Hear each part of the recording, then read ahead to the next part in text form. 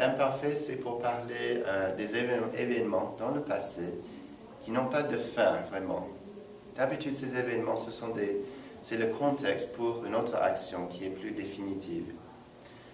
Alors, l'imparfait, ici est étudié, on va parler tout d'abord de la conjugaison.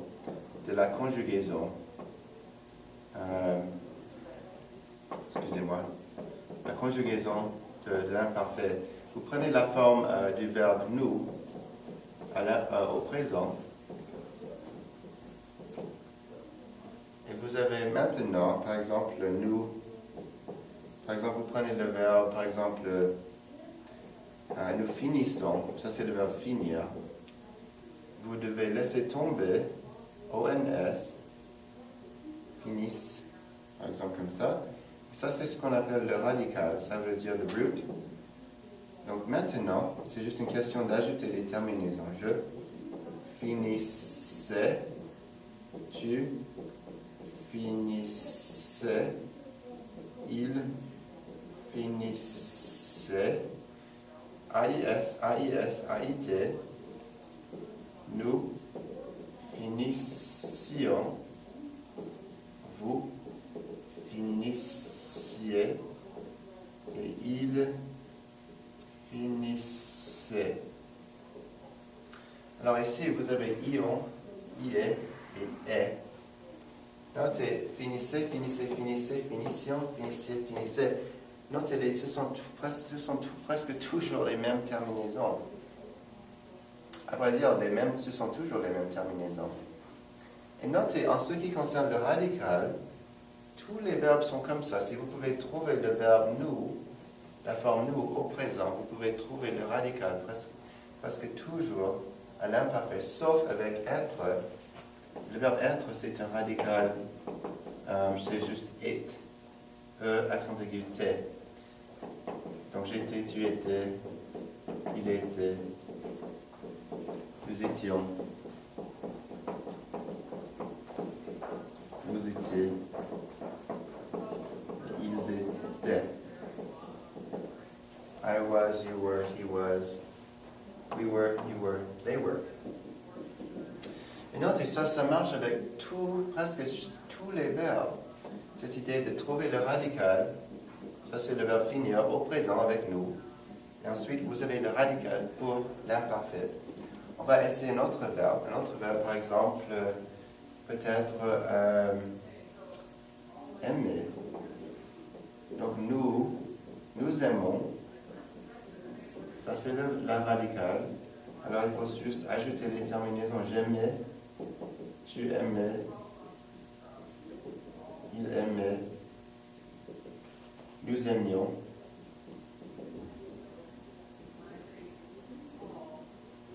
Vous aimiez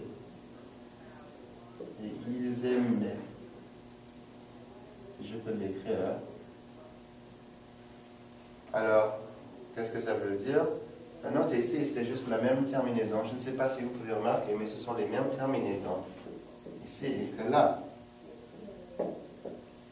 J'aimais, tu aimais, il aimait, nous aimions, vous aimiez, ils aimaient.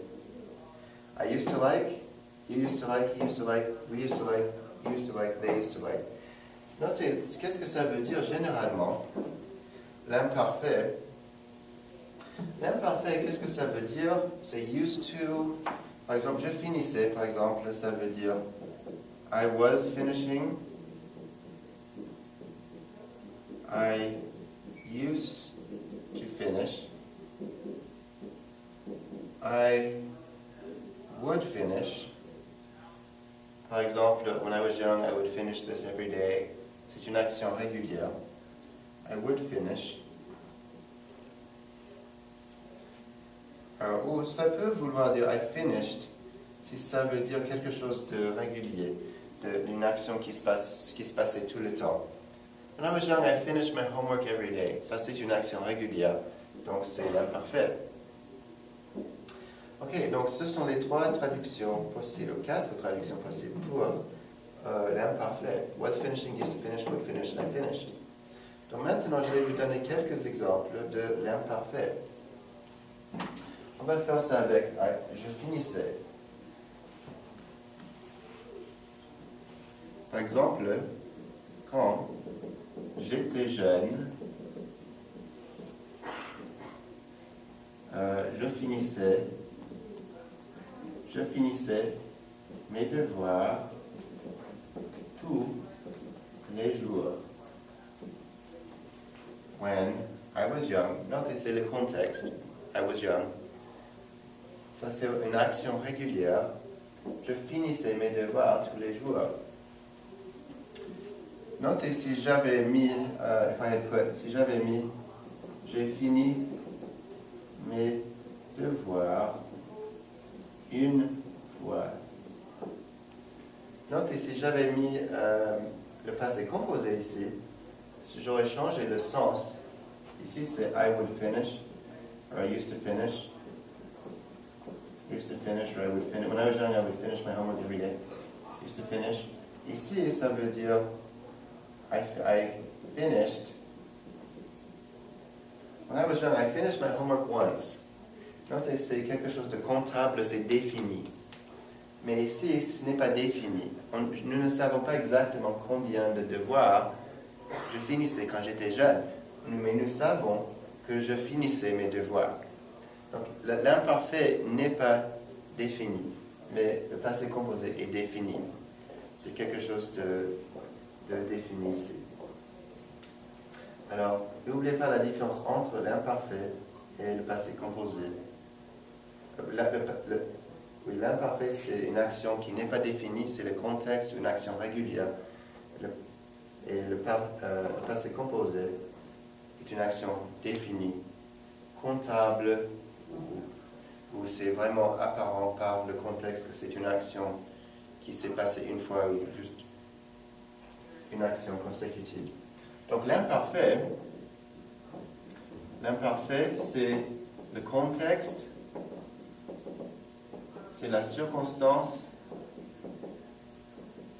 c'est une action, c'est l'action régulière et c'est indéfini. Tandis que le passé composé,